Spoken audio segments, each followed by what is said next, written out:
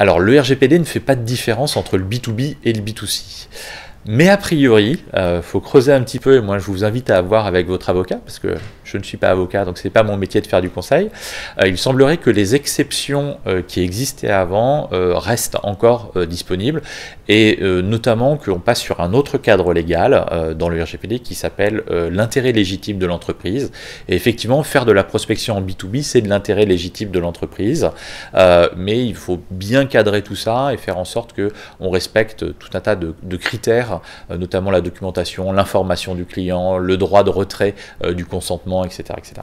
Alors a priori, effectivement, on pourra continuer à utiliser des bases en opt-out, mais pour moi, il va falloir essayer de se rapprocher des clauses liées au B2B, notamment la documentation, l'information du client, le droit de retrait et de désabonnement, c'est-à-dire que même sur des outils de drip marketing, où on va par exemple envoyer des séquences d'emails, il va falloir qu'on ait une information à ce propos-là et que le client B2B puisse très simplement se désinscrire. Ça, c'est vraiment, vraiment essentiel.